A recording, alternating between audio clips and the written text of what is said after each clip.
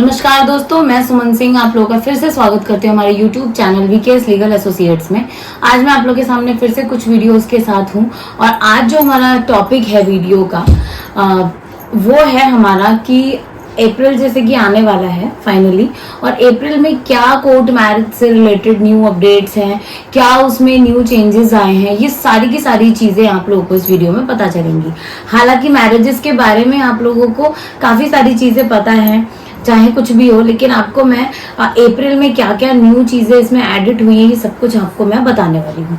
तो वीडियो को अंत तक जरूर देखिएगा। क्या अप्रैल में न्यू चेंजेस हैं, किस हिसाब से आप कोर्ट मैरिज कर सकते हो, मैं ऑल इंडिया लेवल पे बताने वाली हूँ ये चीज, तो ध्यान से सुनिएगा क्योंकि बहुत सारी चीजें आप लोगों को क्लियर होने वाली हैं। तो बेसिकली हम स्टार्ट करते हैं कोर्ट मैरिज से रिलेटेड, जो कि अप्रैल में क्या न्यू अपडेट्स है। उसके फायदे में आप लोगों को ये भी पता चलेगा, अगर आप इस वीडियो को अंत तक देखते हैं तो आपको ये भी चीजें पता चलेंगी कि कोर्ट मैरिज में क्या क्या इंपॉर्टेंट चीजें हमें जरूरत पड़ती हैं।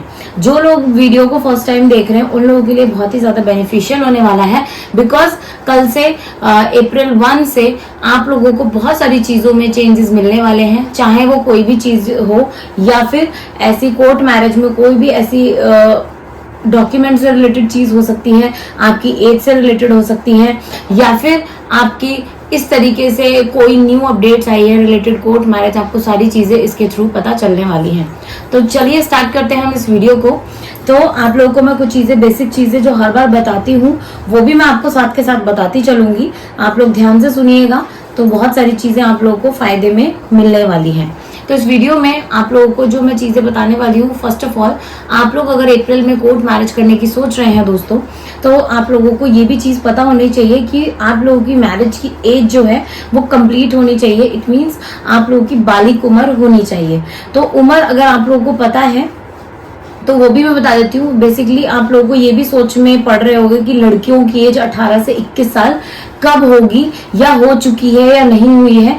और जिन लोगों के दिमाग में ये चीज क्वेश्चन चल रहा है, इट इज वेरी गुड कि अगर आप लोग मैरिज करना चाहते हो और एज आप लोगों की कम है या हो चुकी है और उसके बिहाफ पे आप लोग तब जाके कोई स्टेप उठाना चाहते हैं, तो it is good for you.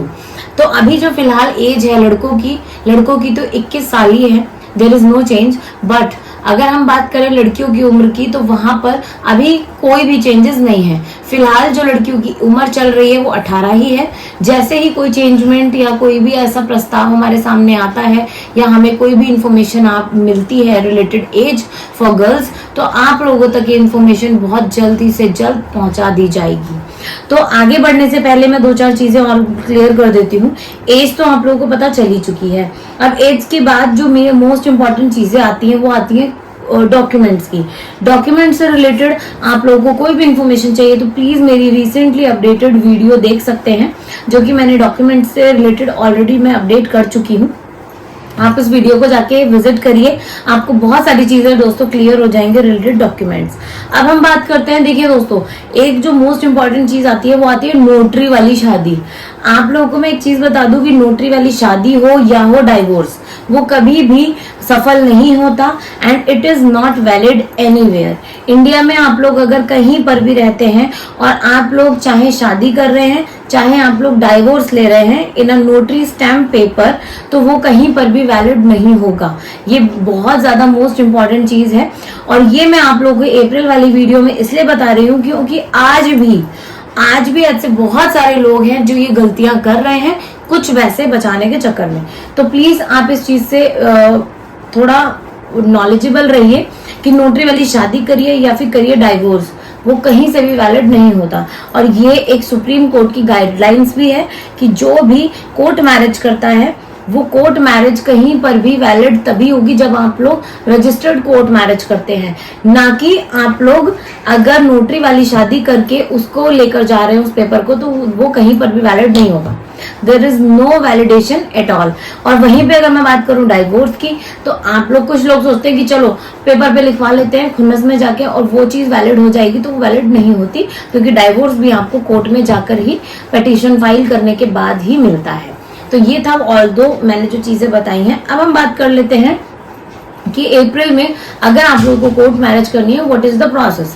मैं आपको पूरा ऑल इंडिया लेवल के हिसाब से बता रही हूँ। तो इंडिया में अगर आप लोग रहते हैं, वहां रह के कोर्ट मैरिज करना चाहते हैं, कुछ चीजों का ही सारा का सारा खेल है। फर्स्ट ऑफ ऑल जो एज मैंने बताई थी, एंड देन डॉक्यूमेंट्स जो मैंने बताए थे, एंड देन आप लोगों को जहां भी जिस भी स्टेट से आप लोग कोर्ट मैरिज करना चाहते हैं, उसके बिहाफ पे वहां के रूल्स एंड रेगुलेशंस आपको फॉलो करने हैं, and you will get your marriage registered certificate at the same time, और या तो आप लोगों को कुछ दिनों बाद आपके हाथ में मिल जाएगा। अब वो डिपेंड करता है कि आप कौन से स्टेट से बिलोंग करते हो, क्योंकि आपको ही ये चीज हमें इन्फॉर्म करनी होगी कि आप कौन से स्टेट से बिलोंग कर रहे हो और कहाँ से आप लोग को कोर्ट मैरिज करनी है।